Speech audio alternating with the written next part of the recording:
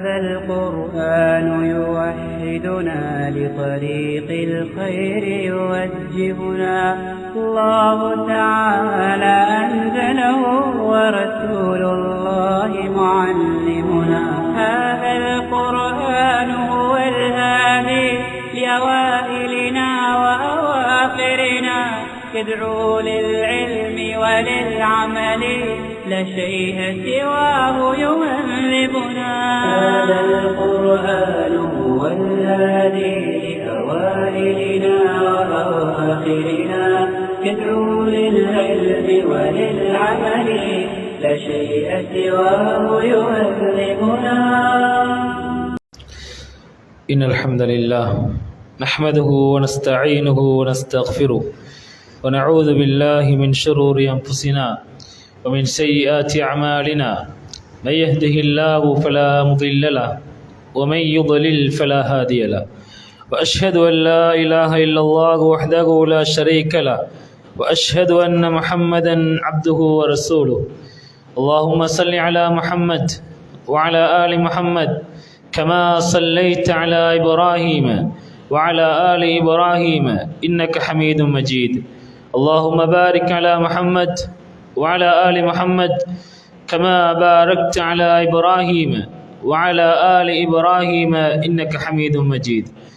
يا أيها الناس اتقوا ربكم الذي خلقكم من نفس واحدة وخلق منها زوجها وبث منهما رجالا كثيرا ونساء واتقوا الله الذي تساءلون به والأرحام إن الله كان عليكم رقيبا. يا أيها الذين آمنوا اتقوا الله حق تقاته ولا تموتن إلا وأنتم مسلمون. يا أيها الذين آمنوا اتقوا الله وقولوا قولا سديدا يصلح لكم أعمالكم ويغفر لكم ذنوبكم ومن يطع الله ورسوله فقد فاز فوزا عظيما. أما بعد فإن أصدق الحديث كتاب الله وخير الهدي هدي محمد صلى الله عليه وسلم وشر الأمور محدثاتها وكل محدثة بدعة وكل بدعة ضلالة وكل ضلالة في النار. அல்லாஹுவால் கடமையாக்கப்பட்டிருக்கக்கூடிய ஜும்ஆவுடைய கடமையை நிறைவேற்றுவதற்காக வேண்டி நேர காலத்தோடு இறை இல்லத்தை நோக்கி வந்திருக்கக்கூடிய ஈமானிய உறவுகளே, அல்லாஹ் தஆலா இந்த உலகத்தில் என்னையும் உங்களையும் அவனை மாத்திரம் வணங்க வேண்டும், அவனுக்கு எந்தொன்றையும் இணை வைத்துவிடக் கூடாது என்ற அந்த உயரிய அடிப்படையை நிறைவேற்றுவதற்காக வேண்டி படைத்திருக்கிறான். அல்லாஹ் தஆலா சொல்கிறான், வமா ஆத்தாக்குமுர் ரசூலு ஃபஹுதூஹ். அல்லாஹ்வின் தூதர் ஸல்லல்லாஹு அலைஹி வஸல்லம் அவர்கள் எவற்றையெல்லாம் வாழ்க்கையில் எடுத்து நடக்கும்படி சொன்னார்களோ அவற்றை முடிந்தளவு வாழ்க்கையில் எடுத்து நடக்குமாறும், வமா நஹாக்கும் அன்ஹு ஃபன்தகு. அல்லாஹ்வின் தூதர் ஸல்லல்லாஹு அலைஹி வஸல்லம் அவர்கள் இவற்றையெல்லாம் விட்டு ஒதுங்கி நடக்குமாறு எங்களை எச்சரிக்கை செய்தார்களோ தடுத்தார்களோ அத்தகைய தீய காரியங்கள் அனைத்தையும் விட்டு ஒதுங்கி நடக்குமாறும் அல்லாஹ் தஆலா குர்ஆனிலே எச்சரிக்கை செய்வதை பார்க்கிறோம். அன்பார்ந்த ஈமானியர்களே, இன்றைய ஹுத்பா உரையில் ஜமாத் தொழுகையின் முக்கியத்துவமும் அதிலே விடப்படக்கூடிய தவறுகளும் என்ற தலைப்பில் ஒரு சில தகவல்களை அல் குர்ஆனிலிருந்தும் அஸ்ஸுன்னாவிலிருந்தும் உங்கள் சிந்தனைக்கு முன்வைக்க விரும்புகிறேன். அன்பார்ந்தவர்களே, இந்த தொழுகை என்ற வணக்கத்தை பொறுத்த வரைக்கும் நபிகள் நாயகம் ஸல்லல்லாஹு அலைஹி வஸல்லம் அவருடைய மக்கா வாழ்க்கையின் இறுதி காலகட்டத்திலே கடமையாக்கப்படுகின்றது. ஏனைய வணக்கங்களை போலின்றி இந்த தொழுகை என்ற வணக்கம் அல்லாஹ் தஆலாவால் மிஅராஜ் என்ற ஒரு பயணத்துக்கு அல்லாஹ்வின் தூதர் ஸல்லல்லாஹு அலைஹி வஸல்லம் அவர்கள் தயார் செய்யப்பட்டு அதற்கு அழைக்கப்பட்டு வானங்களுக்கு மேலால் சென்று அவர்கள் அந்த நேரத்தில் அல்லாஹ் தஆலாவோடு அவர்கள் பேசினார்கள். அல்லாஹ் தஆலா அங்கே வைத்து தொழுகை என்ற இந்த வணக்கத்தை அவர்களுக்கு பரிசாக வழங்கினான், இந்த உம்மத்துக்கு அதை விதியாக்கினான் என்ற செய்தியை நாங்கள் பார்க்கிறோம். நபிகள் நாயகம் ஸல்லல்லாஹு அலைஹி வஸல்லம் அவர்கள் தொழுகை கடமையாக்கப்பட்ட பொழுது அதை எடுத்துக்கொண்டவாறு அவர்கள் வரக்கூடிய சந்தர்ப்பத்திலே நபி மூசா அலைஹிஸ்ஸலாம் அவர்களை கீழே அவர்கள் சந்திக்கின்றார்கள்.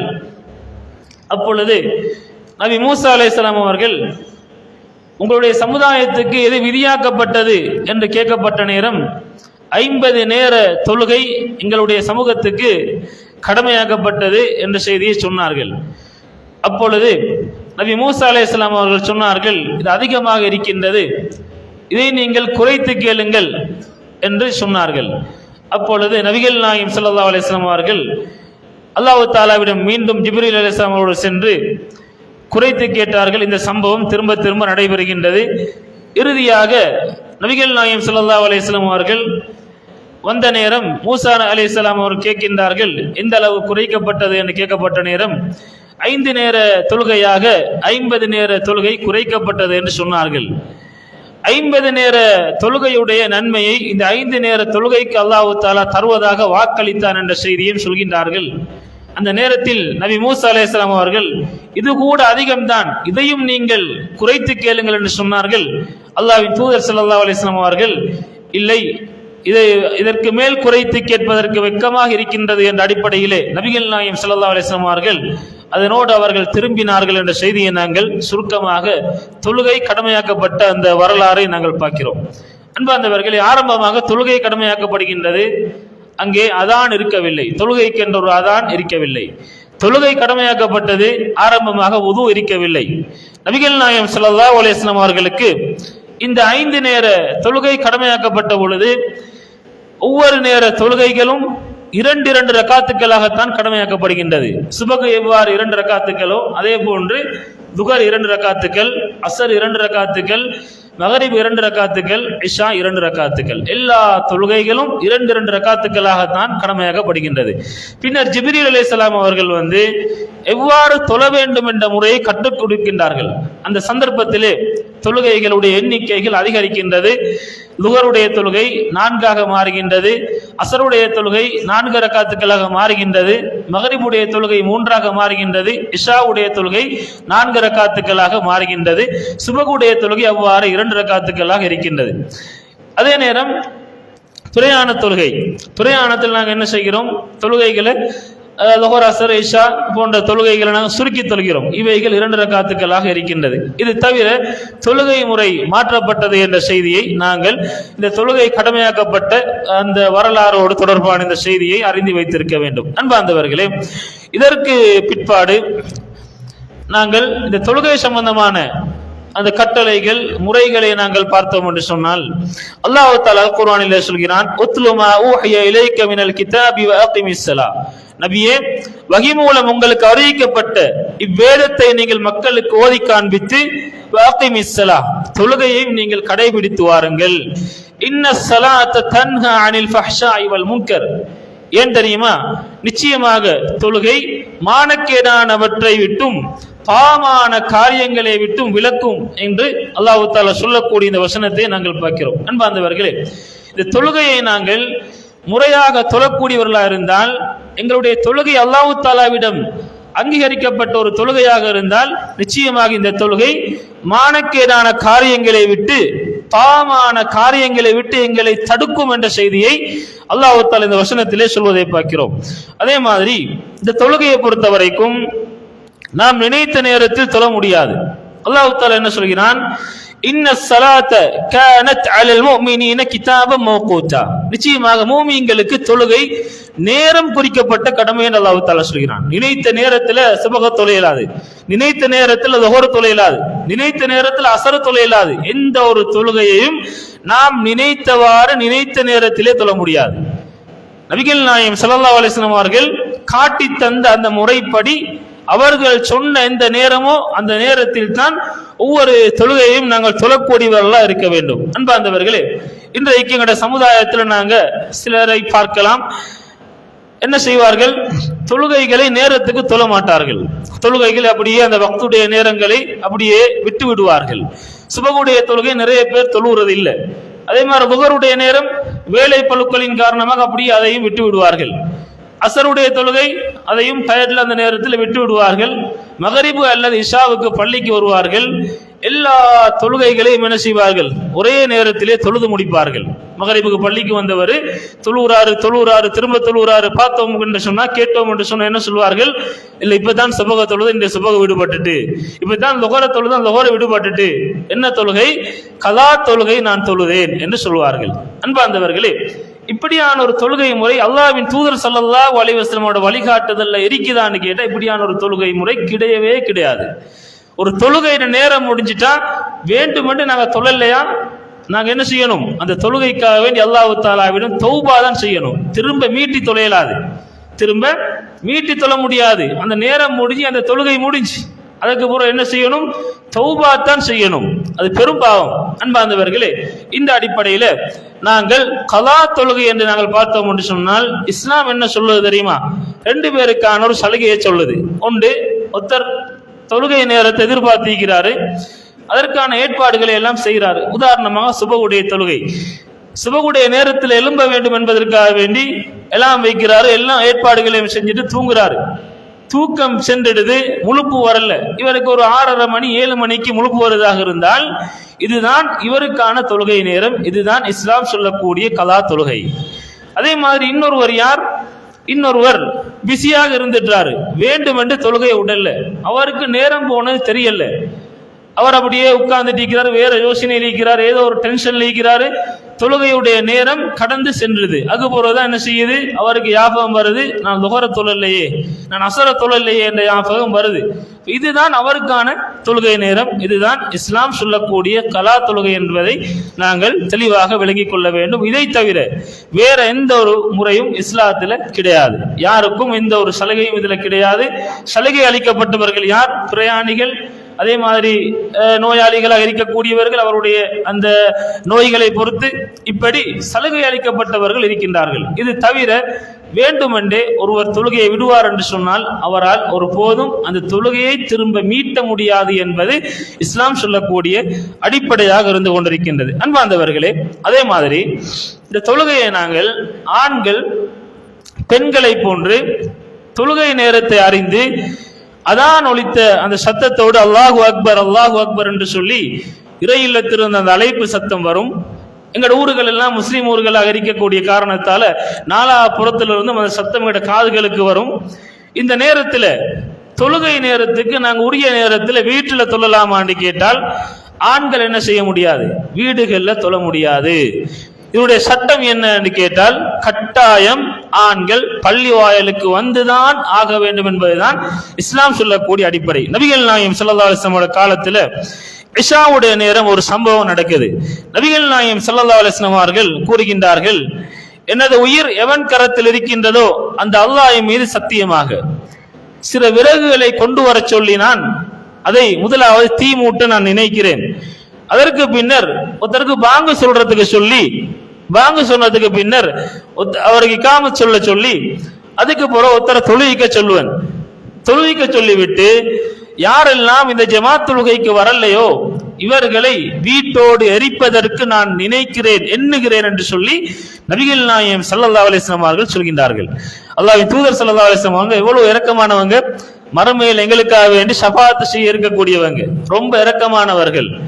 அந்த அளவு இந்த சமூகத்தோடு இரக்கமா இருக்கக்கூடிய அல்லாஹ்வின் தூதர் ஸல்லல்லாஹு அலைஹி வஸல்லம் சொல்றாங்க, யாரெல்லாம் ஜமாத் தொழுகைக்கு வரவில்லையோ அவங்கள வீட்டோடு எரிப்பதற்கு நான் ஏவுறத்துக்கு நினைக்கிறேன் என்று சொல்லி நபிகள் நாயகம் ஸல்லல்லாஹு அலைஹி வஸல்லம் அங்க சொல்லிவிட்டு, என் உயிர் எவன் கைவசம் இருக்கின்றதோ அவன் மீது சத்தியமாக அவர்களில் ஒருவருக்கு பள்ளியில சாப்பாடு கொடுக்குது, நல்ல இறைச்சோட சாப்பாடு கொடுப்படுது, நல்ல ஆட்டு தொடைகளோட சாப்பாடு கொடுப்படுது என்று சொன்னா அதை சாப்பிட அவங்க வருவாங்க தானே, அதற்கென்று வருவாங்க. இன்றைக்கு நிறைய பாருங்க, ஒரு பயான் நிகழ்ச்சியா பள்ளியில வணக்க வழிபாடுகள் சார்ந்த ஒரு விஷயமா என்ன செய்வார்கள், ஒரு டீ ஒன்றாவது கொடுக்கணும், இல்லாட்டி ஒரு ஷோட்டிஸ் ஒன்றாவது கொடுக்கணும், அப்பதான் மக்கள் வருவார்கள். நபிகள் நாயகம் ஸல்லல்லாஹு அலைஹி வஸல்லம் சொல்றாங்க, இவங்களுக்கெல்லாம் தொலை வர இயலாது. எப்ப சொல்றாங்க? அப்ப சொல்றாங்க நபிகளார் அல்லாஹ்வின் தூதர் ஸல்லல்லாஹு அலைஹி வஸல்லம் அவருடைய பாசறையில வளர்ந்த அந்த சஹாபாக்களுக்கு மத்தியில சொல்றாங்க. முனாஃபிக்குகள் என்ன செஞ்சாங்க? பள்ளி வாயலுக்கு வரல அவங்க, அது எங்களுக்கு தெரியும். அன்பார்ந்தவர்களே, நபிகள் நாயகம் ஸல்லல்லாஹு அலைஹி வஸல்லம் என்ன சொல்றாங்க, அவங்களுக்கு பள்ளியில சாப்பாடு என்று தெரிஞ்சா, நல்ல இறைச்சோட சாப்பாடு கொடுக்கப்படுது, நல்ல முள்ளுகளோட நல்ல தொடைகளோட சாப்பாடு கொடுக்கப்படுது என்று சொல்லி தெரிஞ்சா அதற்கென்று வருவாங்க. ஆனா என்ன செய்ய மாட்டார்கள், ஜமாத் தொழுகைக்கு நேரத்துக்கு வராங்க இல்லை என்று சொல்லி நபிகள் நாயகம் ஸல்லல்லாஹு அலைஹி வஸல்லம் அவர்கள் ரொம்ப எச்சரித்த அந்த ஹதீஸை நாங்கள் சஹீஹுல் புகாரியில் நாங்கள் பார்க்கலாம். அன்பார்ந்தவர்களே, இந்த ஜமாத் தொழுகை என்பது வாஜிப், ஆண்கள் கட்டாயம் பள்ளிக்கு வந்துதான் தொழ வேண்டும் என்பது நாம் அறிந்து வைத்திருக்கக்கூடிய அடிப்படை. எந்த அளவுக்கு, ஒரு முறை நபிகள் நாயகம் ஸல்லல்லாஹு அலைஹி வஸல்லம் அவங்கள்ட்ட ஒரு நபித்தோழர் வாராரு. நபிகளாருடைய மோதின் யாரு, உம்மி மக்தூம் ரலியல்லாஹு அன்ஹா, இவங்களுக்கு கண் விளங்குது இல்லை. அதே மாதிரி ஒரு நபித்தோழர் வாராரு, வந்து கேட்கிறாரு, அல்லாஹ்வின் தூதர் அவர்களே, எனக்கு கண் விளங்குது இல்லை, என்ன பள்ளிக்கு கூட்டிட்டு வாரத்துக்கு யாரும் இல்லை, எனவே நான் வீட்டுல தொழுது கொள்ளேலுமான்னு கேட்டார்கள். அப்பொழுது நபிகள் நாயகம் ஸல்லல்லாஹு அலைஹி வஸல்லம் வாங்க, சரி நீங்க வீட்டுல தொழுது கொள்ளுங்க என்று சொல்லி அனுமதி வழங்குகிறார்கள். அந்த தோழர் சென்று விடுகிறார். செல்லும் பொழுது நபிகள் நாயகம் ஸல்லல்லாஹு அலைஹி வஸல்லம் திரும்ப கூப்பிடுறாங்க.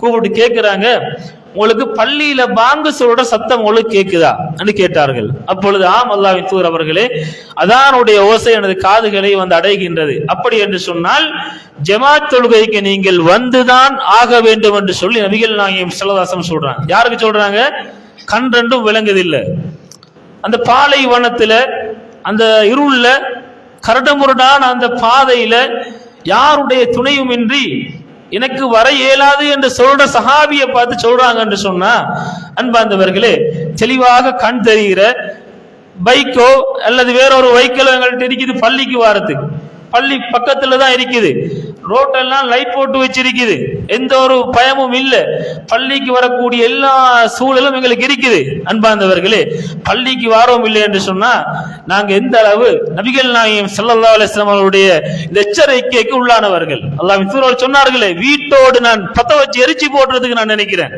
இவங்களை எல்லாம் வீட்டோடு இருக்கிறது நினைக்கிறேன் என்று சொல்லி அல்லாஹ்வின் தூதர் ஸல்லல்லாஹு அலைஹி வஸல்லம் கண்டிப்பாக பேசினார்களே. அன்பார்ந்தவர்களே, எந்த அளவுக்கு இந்த ஜமாத் தொழுகைக்கு நாங்கள் முக்கியத்துவம் வழங்குகிறோம். பெண்கள் கூட என்ன செய்யலாம், விரும்பினால் அவர்கள் ஜமாத் தொழுகைக்கு வந்து கலந்து கொள்ளலாம். அதே நேரம் அவர்கள் என்ன செய்ய வேண்டும், பெண்களும் குறிப்பாக எங்களுடைய பெண்கள் அனைவரும் நாங்கள் கவனிக்க வேண்டும். இந்த தொழுகை நேரம் குறிக்கப்பட்ட கடமை, அவர்கள் நேரத்துக்கு தொழக்கூடியவர்களாக அவர்கள் மாற வேண்டும். நேரம் தாழ்த்தி தொழுகை நேரங்களை கடந்து அது கலா என்ற அளவுக்கு தொழுகையே இல்லா போகக்கூடிய அளவுக்கு இன்றைக்கு தொழுகை நேரங்கள் பெண்களுக்கு வீடுகளில் இருக்கக்கூடிய வேலை பளுக்களின் காரணமாக நேரம் சென்று விடுவதை நாங்கள் பார்க்கிறோம். துஹருடைய தொழுகை அசர் வரைக்கும் அப்படியே வைத்துக் கொண்டிருக்கின்றார்கள். அன்பார்ந்தவர்களே, இது தொழுகையுடைய அந்த உரிய நேரத்துக்கு தொழக்கூடிய அந்த அடிப்படையான முறை கிடையாது. இதை நாங்கள் தெளிவாக விளங்க கடமைப்பட்டிருக்கிறோம். அன்றைய காலத்தில் இப்னு மஸ்ஊத் ரலியல்லாஹு அன்ஹு அறிவிக்கின்றார்கள், எந்த அளவுக்கு தெரியுமா, அந்த நபித்தோழர்களில் எவரும் தொழுகைக்கு வராமல் இருக்கவில்லை. அவர்கள் சுகையீனமாக இருந்தால் நேர நின்று அவங்களுக்கு வரையலாட்டி என்ன செய்வார்கள், இரண்டு தோழர்களுடைய தோளிலே கையை போட்டவர்களாக கால் அப்படியே நிலத்தில் இழுபட்டு அவர்கள் சஃபிலே கொண்டு வந்து வைக்கப்படுவார்கள். இந்த அளவுக்கு அவர்கள் தொழுகைக்கு வந்தார்கள். தெளிவான முனாஃபிக் என்று சொல்லி அடையாளப்படுத்தப்பட்டவர்களை தவிர அனைவரும் தொழுகைக்கு வரக்கூடியவர்களாக இருந்தார்கள் என்ற செய்தியை இப்னு மஸ்ஊத் ரலியல்லாஹு அன்ஹு அறிவிக்கக்கூடிய அந்த ஹதீஸிலே நாங்கள் பார்க்கிறோம். எனவே அன்பார்ந்தவர்களே, எந்த காரணம் கொண்டும் ஜமாத் தொழுகையை நாங்கள் விட முடியாது. ஆண்கள் கட்டாயம் பள்ளி வாயிலுக்கு வந்துதான் ஆக வேண்டும் என்ற செய்தியை இந்த ஹதீஸ் எங்களுக்கு கற்றுத்தருகின்றது. அதே மாதிரி அன்பார்ந்தவர்களே, இந்த ஜமாத் தொழுகை என்பது பல சிறப்புகளை வைத்திருக்கின்றது. ஒருத்தர் தனித்து தொழுவதை விட 27 மடங்கு நன்மையானது ஜமாத்தாக தொழுவது. இப்ப நாங்க பள்ளிக்கு வந்து ஜமாத்தா தொழுகிறோம் என்று சொன்னா 27 முறை தொழுத நன்மை ஒரு ஜமாத் தொழுகைக்கு கிடைக்கும். இது எப்படியாப்பட்ட ஒரு சிறப்பு! நாங்க ஒரு முறை தொழுகிறதுக்கு சிரமப்படுறோம். நேரத்துக்கு பள்ளிக்கு வந்து ஒரு முறை நாங்க தொழுதுட்டோம் என்று சொன்னா 27 முறை தொழுத நன்மைகளுக்கு கிடைக்குது. இந்த செய்தி எப்படியாப்பட்ட ஒரு சிறப்பு எங்களுக்கு சொல்லுது என்பதை நாங்கள் கவனத்தில் கொள்ள வேண்டும். அன்பார்ந்தவர்களே, அதே மாதிரி வீட்டிலே அழகிய முறையில் நாங்கள் உதவு செய்து கொண்டு ஒவ்வொரு எட்டுக்களாக நாங்கள் எடுத்து வைத்து வரக்கொள்ள எங்களுடைய பாவங்கள் அழிக்கப்படுகின்றது, அந்தஸ்துக்கள் உயர்த்தப்படுகின்றது. நபிகள் நாயகம் ஸல்லல்லாஹு அலைஹி வஸல்லம் அவர்கள் சில கோத்திரங்களை பார்த்து சொன்னார்கள், அவர்கள் மஸ்ஜிது நபவிக்கு அருகாமையில் வீடெடுக்க முயற்சி செய்தார்கள். நீங்க மஸ்ஜிது நபவிக்கு அருகாமையில் நீங்க வீடெடுக்க வேண்டாம், நீங்க தூரத்தில் இருக்கிறமா இருங்க, பள்ளி வாயிலுக்கு நீங்க நடந்து வாங்க, அதனூடாக பல சிறப்புகள் உங்களுக்கு இருக்குது என்று சொன்னார்கள். ஒரு நபித்தோழர் அவர் 5 நேர தொழுகைக்கும் நபிகளாரோடு தொழ வேண்டும் என்பதற்காக நீண்ட தூரத்தில் இருந்து வருவார். நீண்ட தூரத்திலிருந்து அந்த பாலைவனத்தில் அவர் வரக்கூடிய நேரத்தில் பல ஆபத்துக்கள் அவருக்கு வரலாம். இதை பரிதாபமாக பார்த்த சஹாபாக்கள் சொல்கின்றார்கள், நீங்க ஒரு வாகனத்தை வாங்கி கொள்ளலாம் தானே, உங்களுக்கு ஏறி வாரத்துக்கு ஒரு கழுதை ஒன்று சரியான செய்யலாம், நீங்க வாங்கி கொள்ளலாம் தானே என்று சொல்லப்பட்ட நேரத்தில் அவர் ஒரு பதில் சொன்னாரு. என்ன சொன்னார் என்று சொன்னா, அல்லாஹ்வின் தூதருடைய வீட்டோடு எனது வீடு ஒட்டி இருப்பதை நான் விரும்பல என்று சொன்னார்கள்.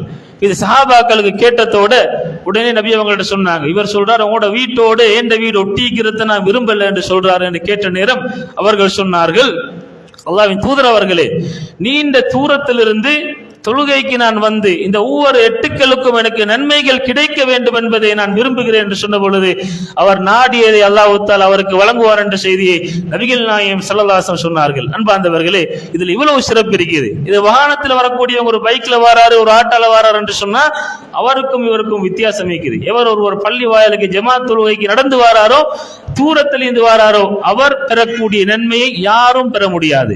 தூரத்தில் இருந்து வந்து முன்னுக்கு சஃப்ல இருந்து ஒருத்தர் தொழுகிறார் என்று சொன்னால் அன்பார்ந்தவர்களே, அவர் தான் இந்த இடத்திலிருந்து அதிகம் நன்மைகளோடு போகக்கூடியவர் என்ற அடிப்படையை இந்த நபிமொழிகள் எங்களுக்கு தெளிவாக சொல்லித் தருகின்றது.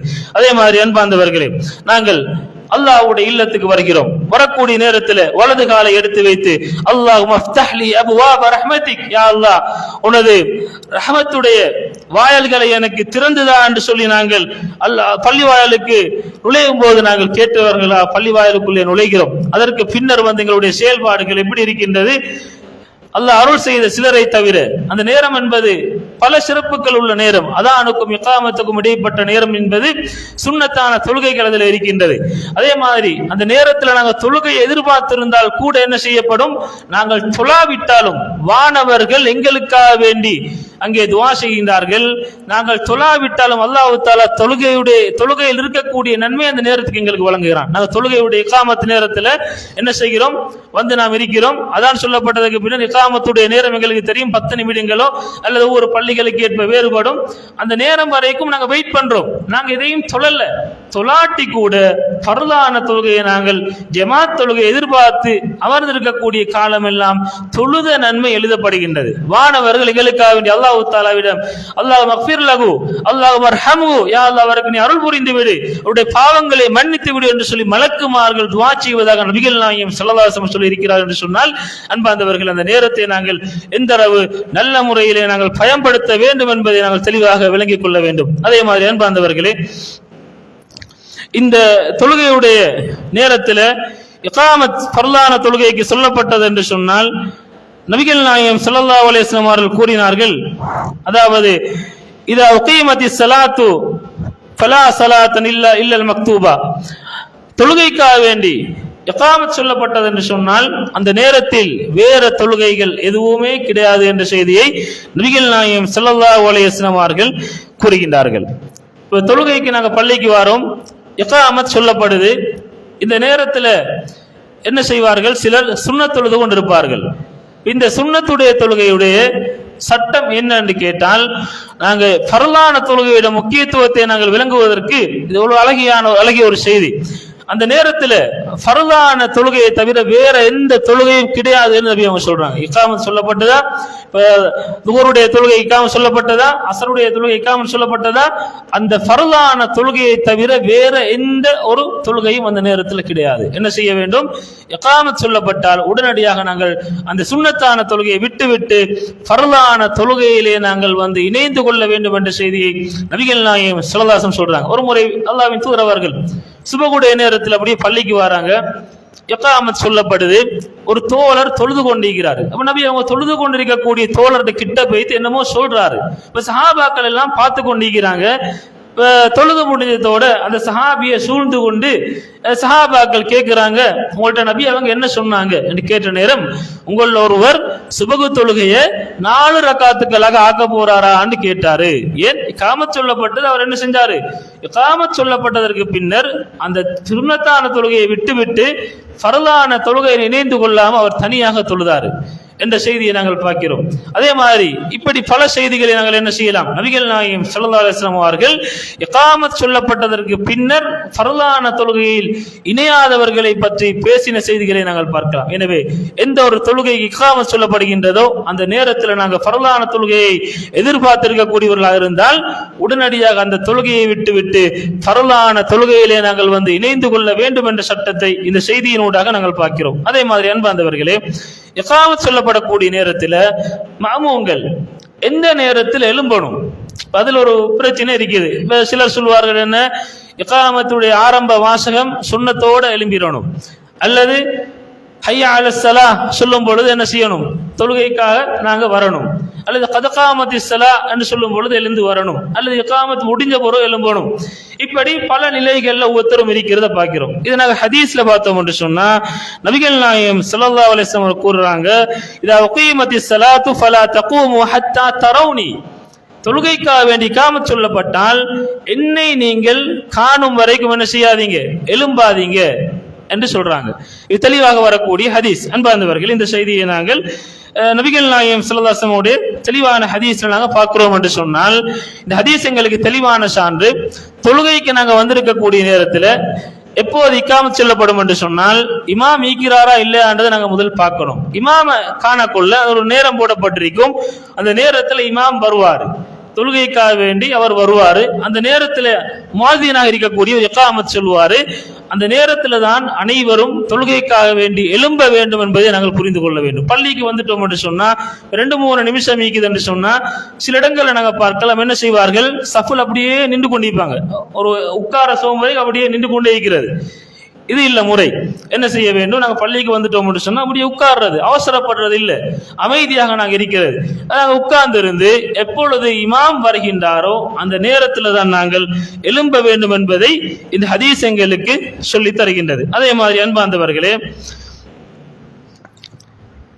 இமாமுக்கு அடுத்தது சஃபுல் இருக்கக்கூடிய இந்த முறைகள், இதுல நபி அவங்க இமாமுக்கு அடுத்தது அறிவுல யார் சிறந்தவர்களாக இருக்கிறார்களோ, அதே மாதிரி யாரெல்லாம் முதிர்ச்சியானவர்களாக வயதில் மூத்தவர்களாக இருக்கின்றார்களோ இவர்கள் தான் இருக்க வேண்டும் என்ற செய்தியை சொல்லி இருக்கின்றார்கள்.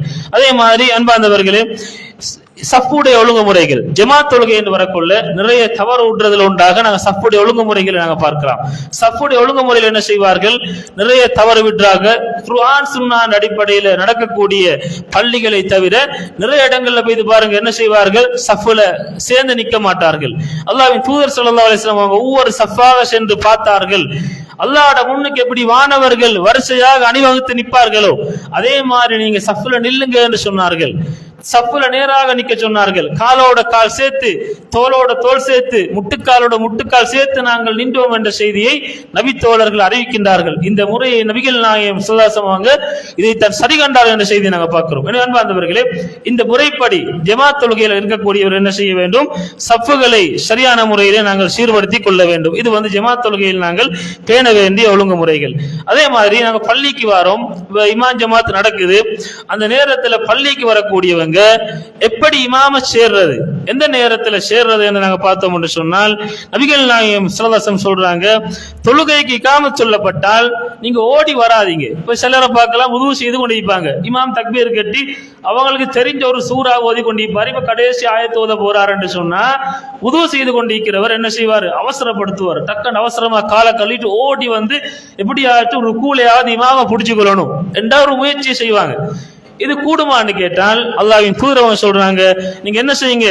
ஓடி வராதீர்கள், நடந்தே நீங்கள் பாருங்கள், நிதானத்தை நீங்கள் கடைபிடிங்கள் என்று சொல்லி நபிகள் நாயகம் சொல்லிவிட்டு உங்களுக்கு தவறி போனதை நீங்க என்ன செய்யுங்க? எழுப்பி தொழுங்க. தவறி போனதை எழுப்பி தொழுங்க, அவசரப்பட வேண்டியது இல்லை, நிதானமாக நீங்க தொழுகைக்கு அடையுங்க என்ற செய்தியை அல்லாஹ்வின் தூதர் ஸல்லல்லாஹு அலைஹி வஸல்லம் அவர்கள் கூறக்கூடிய ஹதீஸிலே நாங்கள் பார்க்கிறோம். அதே மாதிரி அன்பார்ந்தவர்களே, இப்படி நாங்கள் வரக்கூடிய நேரத்தில் நிறைய பேர் என்ன செய்வார்கள்? இமாம் நிலையில இருந்தால், தக்பீர்ல இருந்தால் சேர்ந்து கொள்வார்கள். இல்லை என்று சொன்னா என்ன செய்வார்கள்? இமாம் ருக்கூல இருக்கிறார், சுஜூதில் இருக்கிறார் என்று சொன்னா அப்படியே இமாம் திரும்ப அந்த ரக்காத்தை முடிச்சிட்டு வரும் வரைக்கும் வெயிட் பண்ணுவார்கள். இது முறையல்ல. இமாம எந்த நிலையில நாங்க அடையிறோமோ, இமாம் சுஜூதுல இருந்தா சுஜூதுல அப்படியே போய் அடைஞ்சு கொள்றது, இமாம் ருக்கூல இருந்தா ருக்கூல அடைஞ்சு கொள்றது. ருக்கூல நாங்க அடைஞ்சு கொண்டால் அந்த ரக்காத் எங்களுக்கு கிடைக்குமா கிடைக்காதா இடத்துல இமாம்களுக்கு மத்தியில் என்ன செய்யப்படுது, ஒரு சில கருத்து வேற்றுமைகள் இருக்குது. என்றாலும் பெரும்பாலான நிலைப்பாடு என்று சொன்னால் ரக்காத் எங்களுக்கு கிடைக்கும் என்பதுதான். ஒரு நபித்தோழர் என்ன செய்யறாரு, நபிகள் நாயகம் ஸல்லல்லாஹு அலைஹி வஸல்லம் காலத்தில் அபூபக்கர் ஸகஃபி என்ற சஹாபி அவர் பள்ளியிட நுழைவாயிலிருந்து இருந்து அப்படியே ருக்கு செய்து கொண்டே சஃபுக்கு வந்தாரு. நபி அவங்களோட ஆர்வத்தை பாராட்டினார்கள். ஆனால் இதுக்கு பிறகு நீங்க இப்படி செய்யக்கூடாது, சஃபுக்கு வந்துதான் ருக்கு செய்யணும் என்ற அடிப்படையில் அல்லாஹ்வின் தூதர் அவர்கள் சொன்னார்கள் என்ற செய்தியை நாங்கள் பார்க்கிறோம். இந்த விஷயத்தில் நாங்கள் கவனமாக இருக்க வேண்டும். அடுத்ததாக ஜமாத் தொழுகையில் என்பவர்களை விடப்படக்கூடிய தவறுகள்ல மிக முக்கியமானது, அல்லாஹ்வின் தூதர் சொன்னார்கள், இன்னமா ஜுஇலல் இமாமு லியுத்தம்ம பிஹி, இமாம் ஏற்படுத்தப்பட்டிருப்பதெல்லாம் அவரை நீங்கள் பின்பற்ற வேண்டும் என்பதற்குத்தான். இமாம் எதுக்கு ஏற்படுத்தப்பட்டிருக்குது, அவரை நீங்க பின்பற்ற வேண்டும். ஃபைதா கப்பர, இமாம் தக்பீர் சொன்னால் ஃபகப்பிரு, நீங்களும் தக்பீர் சொல்லுங்கள். வைதா ரக்அ, இமாம் ருக்கு செய்தால் ஃபர்கஉ, நீங்களும் ருக்கு செய்யுங்கள். வைதா ரஃபஅ, ருக்குவில் இருந்து அவர் தலையை உயர்த்தினார் என்று சொன்னால் ஃபர்ஃபஉ, நீங்களும் தலை உயர்த்துங்கள். வைதா கால சமி அல்லாஹு லிமன் ஹமிதா, அவர் சமி அல்லாஹு லிமன் ஹமிதா சொன்னா நீங்க ரப்பனா வலக்கல் ஹம்த் என்று சொல்லுங்க. வைதா சஜத, அவர் சஜதா செய்தா நீங்களும் சுஜூது செய்யுங்க என்று சொல்லி நபி அவங்க இமாமை பின்பற்றுவது சம்பந்தமாக சொல்றாங்க. அன்பார்ந்தவர்களே, இன்றைக்கு இமாமை பின்பற்றதுல நிறைய எங்களுக்குள்ள அவசர தன்மைகள் இருக்கிறத நாங்க பார்க்கிறோம். என்ன செய்கிறோம், தொழுகைக்கு வந்தாலே பெரும்பாலும் அவசரத்தோடு ஏதோ ஒரு வேலையில் இருந்து இடையில் ஓடி வாரது, எப்படியாச்சும் அவசரமா தொழுவிட்டு போகணும், அவசரமா தொழுவிட்டு போகணும். இது இந்த முறையில தொழுகிறத நாங்க பார்க்கிறோம். இமாம் ருக்குவில் இருந்து சமி அல்லாஹு லிமன் ஹமிதா என்று சொல்லிட்டார் என்று சொன்னா நிறைய பேரை நாங்க பார்க்கலாம், இமாம் அல்லாஹு அக்பர் என்று சொல்லி சுஜூதுக்கு போறதுக்கு முன்னுக்கு முட்டுக்கால் அப்படியே வளைஞ்சிடுது. என்ன செய்யுது, அப்படியே முதுக வளைச்சிடுறது, முட்டுக்காலை கொஞ்சம் பணிச்சிடுறது, டக்கண்ட் அப்படியே இமாமுக்கு முன்னுக்கு பார்க்கிற மாதிரி செய்யறது. நபிகள் நாயகம் ஸல்லல்லாஹு காலத்துல பரா இப்னு ஆசிப் ரலியல்லாஹு அறிவிக்கின்றார்கள், நபிகள் நாயகம் ஸல்லல்லாஹு அலைஹி வஸல்லம் அவங்க சமி அல்லாஹு லிமன் ஹமிதா என்று சொல்லி நிலைக்கு வந்தாங்க என்று சொன்னா அதுக்கு பிறகு அவங்களோட நெத்திய அவங்க சுஜூதுல நிலத்துல வைக்கின்ற வரைக்கும் நாங்க என்ன செய்ய மாட்டோம், சுஜூதுக்கு நாங்க போக மாட்டோம். எப்படி சொல்றாங்க, நெத்திய நபி அவங்க நிலத்தில வைக்கிற வரைக்கும் நாங்க சுஜூதுக்கு போக மாட்டோம். அன்பார்ந்தவர்கள், நாங்க எவ்வளவு அவசரப்படுறோம், தொழுகையில எவ்வளவு அவசரப்படுறோம் என்பதை நாங்கள் கவனத்தில் கொள்ள வேண்டும். அதே மாதிரி அன்பார்ந்தவர்களே, நபிகள் நாயகம் ஸல்லல்லாஹு அலைஹி வஸல்லம் அவங்க ஒரு சந்தர்ப்பத்துல அவங்களுடைய குதிரையிலிருந்து கீழே விழுறாங்க. அந்த நேரத்தில் அவங்க உட்கார்ந்து தொழுகை நடத்தினார்கள். அப்பொழுது சஹாபாக்கள் என்ன செய்தார் என்று சொன்னால், அவங்க அந்த சட்டம் தெரியாத காரணத்தால் அவங்க எழுந்து தொழுதார்கள். அவங்க எழுந்து தொழுது கொண்டிருந்தார்கள். நபி அவங்க பின்னுக்கு பார்த்து அவங்களுக்கு சைக்கினை செய்து உட்கார சொன்னார்கள். அதாவது நபி அவங்க உட்கார்ந்து தொழுதால் நாங்க என்ன செய்யணும், உட்கார்ந்து தொழணும் என்ற சட்டத்தை அங்க சொல்லி கொடுக்குறாங்க. ஒரு இமாம் தொழுகை நடத்துறாரு, திடீரென்று அவரோட கால் பிடிச்சிட்டு அவர் உட்கார்ந்துட்டாரு. இப்ப மாமுங்கள் என்ன செய்யறது, நடக்கலாம் தானே. இமாம் சுஜூதுக்கு போறாரு, எலும்பையிலா போவது, கால் அப்படியே கொழுகிடுது அல்லது திமித்திடு, அவர் உட்கார்ந்துட்டாரு. இந்த நேரத்தில் பின்னுக்கிக்கக்கூடிய மாமுங்கள் எந்த ஒரு தடமாத்தமும் தேவையில்லை. எங்களுக்கு சட்டம் தெரிஞ்சிருந்தா நாங்க என்ன செய்யலாம், இமாம் உட்கார்ந்தா நாங்களும் உட்கார்ந்து தான் தொழணும். நபி அவங்க சொன்னாங்க, ஒரு எச்சரிக்கையை சொன்னார்கள், அந்த ரோம் பாரசீக மன்னர்கள் எல்லாம் எழுந்து நிற்க மக்கள் எல்லாம் அவர்களுக்கு சிரம் பணிந்து கொண்டிருப்பார்களே, இந்த மாதிரியான ஒரு வேலையை நீங்க அவர்களுக்கு, அதாவது அவர்கள் உட்கார்ந்திருக்க மக்கள் எல்லாம் எழுந்திருப்பார்களே, இந்த மாதிரியான வேலையை நீங்க எனக்கு செய்ய பார்க்கிறீங்களா என்று சொல்லி நபிகள் நாயகம் ஸல்லல்லாஹு அலைஹி வஸல்லம் அவங்க எச்சரிக்கையாக பேசின அந்த செய்தியை நாங்கள் பார்க்கிறோம். அன்பார்ந்தவர்களே, எனவே இமாம் என்பது தொழுகையில நாங்கள் முற்றுமுழுதாக பின்பற்றக்கூடியவர்களாக இருக்க வேண்டும். அதே மாதிரி தொழுகையில நாங்கள் அவசரப்படக்கூடிய மற்றும் ஒரு இடம் தான், முதலாவது ரக்காத்தை நாங்க முடிச்சிட்டோம் என்று சொன்னா இரண்டாவது ரக்காத்துக்கு எழும்புறது. இதுல நிறைய பேர் ஒரு இடத்தையே, தொழுகையில மிக முக்கியமான ஒரு இடத்தையே விட்டு விட்டுறாங்க. என்ன, தொழுகையில நபி அவங்க என்ன செய்வார்கள், இரண்டாவது சுஜூதை முடிச்சிட்டாங்க என்று சொன்னா முதலாவது ரக்காத்துல முதல் சுஜூதை செஞ்சாங்க, ரெண்டாவது சுஜூதை செய்யறாங்க. ரெண்டாவது சுஜூதை முடிச்சேன்னு சொன்னா ஒரே அடி எழும்பி வர மாட்டாங்க, அப்படியே உட்காருவாங்க.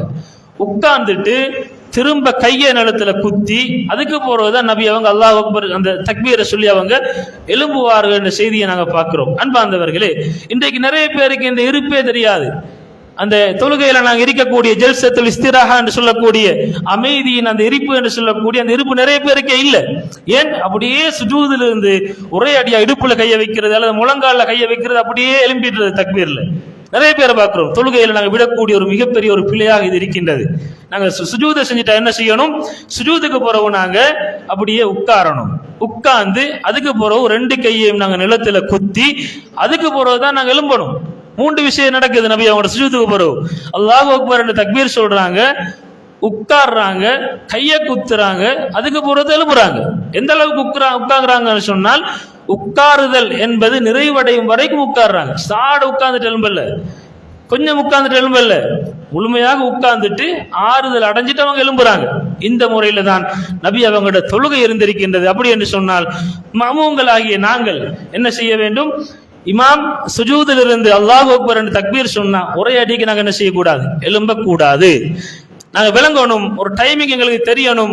இமாம் இப்போதான் உட்கார்ந்திப்பாரு, இப்பதான் எழும்ப போறாரு என்று நாங்கள் அதை அந்த டைமிங்கை நாங்கள் யூகிச்சு நாங்கள் எழும்பக்கூடியவர்களாக இருக்க வேண்டும். அதே மாதிரி கதிரையில தொழக்கூடியவங்க நிறைய இமாம் என்ன செய்வார்கள்? முந்தி நிறைய விஷயங்களை செய்வார்கள். அன்பார்ந்தவர்களே, அவர்கள் மிக அவதானமாக இருக்க வேண்டும். இமாம் எப்படி நிலைக்கு வராரு என்பதை அவதானமாக கவனித்து அதற்கு பின்னர் தான் அவர்கள் தங்களுடைய செயல்பாடுகளை அமைத்துக் கொள்ள வேண்டும். இவைகள் தொழுகையில இமாம முந்தக்கூடிய விஷயங்கள்ல நாங்கள் நிறைய இடங்கள்ல இதை நாங்கள் பார்க்கலாம். அதே மாதிரி அன்பார்ந்தவர்களே, ருக்கு சுஜூதுடைய விஷயங்கள் இன்னும் உள்ள சலாம் கொடுக்கக்கூடிய நேரத்தில், இந்த நேரத்தில் எல்லாம் முதலாவதாக நாங்கள் என்ன செய்ய வேண்டும்? இமாம் சலாம் கொடுத்து முடிஞ்சதற்கு பிறகுதான் எங்கட முதல் சலாத்தை நாங்கள் தொடங்கணும். அதுக்கு முன்னுக்கு நாங்கள் சலாம் கொடுக்கிறது இல்லை. இமாம் சலாம் கொடுத்து முடிஞ்சிட்டாரு என்பது எங்களுக்கு தெரிய வந்த பிறகுதான் நாங்கள் முதலாவது எங்கட சலாத்தை துவங்கக்கூடியவர்களாக நாங்கள் இருக்க வேண்டும். நபிகள் நாயகம் ஸல்லல்லாஹு அலைஹி வஸல்லம் அவங்க இந்த தொழுகையில முந்தி போறதை பத்தி எச்சரிக்கை செஞ்சுக்கிறாங்க. இவருடைய உருவம், இவருடைய முகம், இவர் கழுதையுடைய ரூபத்தில் மாற்றப்படுவதை இவர் பயப்பட வேண்டாமா என்று சொல்லி எச்சரிக்கை செய்திருக்கின்றார்கள். எனவே தொழுகையில் நாங்கள் ஒரு போதும் இமாமை முந்திவிடக் கூடாது. அதே மாதிரி தொழுகையில எங்களுக்கு பெரிய ஒரு வாய்ப்பு ஒன்று கிடைக்குது. ஜமாத் தொழுகையில ஆமீன் சொல்லக்கூடிய இடம். இமாம் சூரா ஃபாத்திகாவை ஓதி கைரில் மக்தூபி அலைஹிம் வலல்லாலின் என்று சொல்லக்கூடிய இந்த நேரத்தில் இமாம் வலல்லாலின் சொல்லக்குள்ளேயே நிறைய பேர் என்ன செய்வார்கள்? ஆமீன் சொல்லி விடுகின்றார்கள். இதா அம்மனல் இமாமு ஃபஅமினு, நபி அவங்க சொன்னாங்க, இமாம் ஆமீன் சொன்னா நீங்க ஆமீன் சொல்லுங்க. இமாம் ஆமீன் சொல்லுங்க ஆட்டி நீங்க ஆமீன் சொல்ல வெயிட் பண்ணணும்னு சொல்றாங்க. இமாம் ஆமீன் சொன்னதோட நீங்க ஆமீன் சொல்லுங்க. அப்படி நீங்க ஆமீன் சொன்னால் அந்த நேரத்தில் அல்லாஹ்வுடைய மலக்குமார்களும் ஆமீன் செய்வார்கள். அந்த நேரத்தில் உங்களுடைய ஆமீன், இமாமுடைய ஆமீன், அதே மாதிரி மலக்குமார்களுடைய ஆமீன், இந்த 3 பேருடைய ஆமீனும் ஒரே நேரத்தில் நேர்படுமாக இருந்தால் குஃபிர லஹு மா தகத்தம மின் தம்பி, உங்களுடைய முன்னைய பாவங்கள் மன்னிக்கப்பட்டு விடும் என்று சொல்லி நபிகள் நாயகம் ஸல்லல்லாஹு அலைஹி வஸல்லம் சொல்றாங்க. இந்த பெரிய ஒரு சிறப்பு. இந்த சிறப்பை நிறைய பேர் இழந்துட்டோம். ஏன் அவசரம்?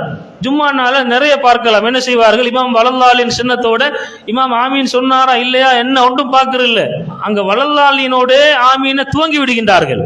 இது பெரிய ஒரு பிழை. இந்த பிழையால் என்ன நடக்குது? தொழுகையில் எங்களோட பாவங்கள் மன்னிக்கப்பட்டதுக்கு கிடைக்கக்கூடிய ஒரு சந்தர்ப்பம் எங்களுக்கு தவறவிடப்படுது.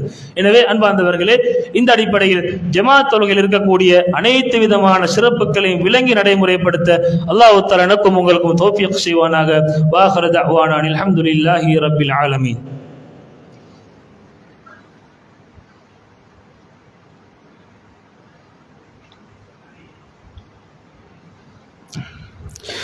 இன்னல் ஹம்துலில்லாஹ் ஸலாத்து வஸ்ஸலாமு அலா ரசூலில்லாஹி அம்மா பஅத். அன்பார்ந்த ஈமானி உறவுகளே, ஜமாத் தொழுகையின் முக்கியத்துவமும் அதிலே விடப்படக்கூடிய தவறுகளும் என்ற தலைப்பில் அல் குர்ஆனிலிருந்தும் சுன்னாவிலிருந்தும் ஒரு சில தகவல்களை நாம் படித்தோம். அல்லாஹ் தஆலா அல் குர்ஆனிலே சொல்கிறான், வஅமுர் அஹ்லக பிஸ்ஸலாத்தி வஸ்தபிர் அலைஹா, நபியே உங்களோட குடும்பத்தாருக்கு நீங்க தொழுமாறு ஏவுங்கள், தொழுகையின் மீது நீங்க பொறுமை கொள்ளுங்கள், உறுதி கொண்டிருப்பீங்க என்று சொல்லி அல்லாஹ் தஆலா இந்த அல் குர்ஆன் வசனத்துல சொல்லிவிட்டு, நாம் உங்கள்கிட்ட உணவு கேட்கல, நான் தான் உங்களுக்கு உணவளிப்போம் என்று சொல்லி அல்லாஹ் தஆலா சொல்லக்கூடிய ஒரு வசனத்தை நாங்கள் பார்க்கிறோம். அன்பார்ந்தவர்களே, எங்களோட குடும்பத்தை நாங்கள் கவனிக்கக்கூடியவர்களாக இருக்க வேண்டும். சிலர் என்ன செய்வார்கள்? பள்ளிக்கு வருகின்றார்கள், சுபஹுக்கு நேரத்தோடு வருவாங்க, எல்லாம் நடக்குது. ஆனால் குடும்பத்தை பார்த்தோம் என்று சொன்னா மனைவி வீட்டை தொழுகை இல்லை, வீட்டுல பள்ளிக்கு வர வேண்டிய வயதுல 10 வயது அடைந்த ஆம்பளை புள்ள வைப்பாங்க, இவங்களெல்லாம் கூட்டிட்டு வர்றதும் இல்லை. இவர் பள்ளிக்கு வருவாரு, தொழுவாரு, இவரோட வணக்கங்கள்ல கவனம் செலுத்துறாரு. குடும்பத்தை நாங்க பார்க்கிறோம் இல்லை என்று சொன்னால் அன்பார்ந்தவர்களே, இது பெரிய ஒரு எச்சரிக்கை அங்கே இருக்கின்றது. நபிகள் நாயகம் ஸல்லல்லாஹு அலைஹி வஸல்லம் அவர்களுக்கு ஒரு வசனம் இறங்குது, வஅன்திர் அஷீரத்தகல் அக்ரபீன். உங்களோட குடும்ப நெருங்கியவர்களுக்கு நீங்க அச்சமூட்டி எச்சரிக்கை செய்யுங்க. அந்த வசனம் இறங்கிய நேரத்தில் நபிகள் நாயகம் ஸல்லல்லாஹு அலைஹி வஸல்லம் அவர்கள் அங்கே மலையிலே ஏறி, சஃபா மலையிலே அவர்கள் ஏறி எல்லா குலத்தினரையும் அழைத்தார்கள். குடும்பத்தினர் ஒவ்வொருத்தராக அழைத்தார்கள், பேரை கூறி அழைத்தார்கள். அதிலே இறுதியாக ஃபாத்திமா ரலியல்லாஹு அன்ஹா அவங்களையும் விட்டு வைக்கல, அவங்களையும் கூப்பிட்டு சொன்னார்கள், அல்லாஹ்வை நீங்கள் பயந்து கொள்ளுங்கள். நாளை மறுமையில் அல்லாஹ்வின் முன்னிலையில் உங்களுக்கு என்னால் எதுவுமே தர முடியாது. உங்களோட காரியங்கள் எல்லாத்துக்கும் நீங்க தான் பொறுப்பு. எனவே உங்களுக்கு நான் எதையும் மறுமையில எந்த பலனும் செய்ய முடியாது. என்ன வேண்டுமோ அதையெல்லாம் நீங்க உலகத்துல நீங்க கேட்டுக்கொள்ளுங்க. ஆனால் மறுமையில உங்களோட இறையச்சம், உங்களோட அமல்கள் தான் உங்களுக்கு பயன் அளிக்க போகுது. நபி அவங்க குடும்பத்துக்கு சொல்றாங்க, மறுமையில் எனக்கு எதுவும் செய்ய இயலாது. உங்களோட நல்லமட்கள், உங்களோட இறையச்சம், இவைகள் தான் உங்களுக்கு பயன் தரப்போகுது. சொல்லிவிட்டு அல்லாஹ்வின் தூதர் சொன்னார்கள், நான் நபி என்ற காரணத்தால என்ன செய்யலாது, உங்களுக்கு தப்ப இயலாது. நீங்க நபியிட மகள் என்றதால என்ன செய்யலாது, இதை காரணம் சொல்லி நீங்க வெற்றி அடைய முடியாது என்று சொன்னாங்க. நான் நபி என்றதால உங்களுக்கு தப்ப இயலாது, நீங்க நபி என்ற மகன் என்றதாலே நீங்க என்ன செய்யலாது, வெற்றி பெற முடியாது. உங்களோட இறையச்சம், உங்களோட நல்ல மக்கள் தான் உங்களை பாதுகாக்கும் என்ற செய்தியை நபி அவங்க தனது குடும்பத்தை அழைத்து சொல்கிறார் என்று சொன்னால், அன்பார்ந்தவர்களே, நாங்கள் எல்லாம் தெளிவாக விளங்கிய செய்திதான். நாளை மறுமை நாள்ல அல்லாஹ் தஆலா வணக்க வழிபாடுகள் சம்பந்தமாக கேள்வி கேட்கக்கூடிய நேரத்தில் முதலாவது தொழுகையை பத்தி கேட்பான். தொழுகை சீராகிவிட்டு என்று சொன்னா எல்லாம் சீராகிவிடும், எல்லாம் எங்களுக்கு லேசாகிவிடும். அன்பார்ந்தவர்களே, தொழுகை சரியான முறை இல்லை என்று சொன்னா எங்களுடைய நிலைமை என்னவாகும்? அதே நேரம் நான் தொழக்கூடியவனாக இருந்து குடும்பத்துக்கு தொழுகையை நான் சொல்லலை என்று சொன்னா, நான் பள்ளிக்கு வாரன், மகனை கூட்டிக்கிட்டு வரல என்று சொன்னா, நான் பள்ளியிலிருந்து வீட்டுக்கு போறேன், மனைவி தூங்குறா, மகள் தூங்குறா என்று சொன்னால், அன்பார்ந்தவர்களே, இதே கிலோத்தானே நாங்க ஊர்ல இருக்கிறோம். இன்றைக்கு சுபஹ் தொழுகை என்ற ஒரு தொழுகை இருந்தது. வாரத்தில் ஒரு முறை தான் ஜும்மாவுடைய தொழுகை வருது. எத்தனை பேர் இன்றைக்கு சுபஹ் தொழ வந்தோம்? சுபஹ்க்கு இந்த பள்ளியில் எத்தனை சஃப் இருந்தது? அன்பார்ந்தவர்களே, சிந்தித்து பாருங்க. ஏன் சுபஹ் கடமை இல்லையா? சுபஹ் ஃபர்து இல்லையா? சுபஹ் வாஜிப் இல்லையா? அஸ்ஸலாத்து கைரும் மினன் நௌம் என்ற அந்த சத்தமோட காதுக்கு கேட்கலையா? தூக்கத்தை விட தொழுகை சிறந்தது என்ற சத்தமோட காதை வந்தடைய இல்லையா? ஹய்யா அலஸ் ஸலாஹ், தொழுகையின்பால் நீங்கள் விரைந்து வாருங்கள். ஹய்யா அலல் ஃபலாஹ், வெற்றியின்பால் நீங்கள் விரைந்து வாருங்கள். இந்த அழைப்புகள் காதை வந்தடைய இல்லையா? ஏன் நாங்கள் பதில் சொல்லல? ஏன் பதில் சொல்லல? இதே ரமலானுடைய காலமாக இருந்தால் சஹருக்கு எழும்புறோம், நேரத்தோட பள்ளிக்கு வாரோம், பள்ளியில இடம் இல்லை, அடுத்த வருஷம் நோன்புக்கு நாங்க பள்ளியை பெருசாக்கணும் என்ற அளவுக்கு யோசிக்கிறாங்க. ஆனால் அன்பார்ந்தவர்கள், 5 நேர தொழுகைக்கு, ஜமாத் தொழுகைக்கு நாங்க இல்லை என்று சொன்னா, பள்ளிக்கு வாரோம் இல்லை என்று சொன்னா நாங்க யாரு? பெண்களா? பெண்களுக்கு தான் பள்ளிக்கு வர இயலாது. ஆண்கள் கட்டாயம் பள்ளிக்கு வந்துதான் ஆக வேண்டும். கட்டாயம் இது யாருக்கும் விதிவிலக்கு இல்லை, குறிப்பிட்ட அந்த ஹதீசுகள்ல வந்த செய்திகளை தவிர.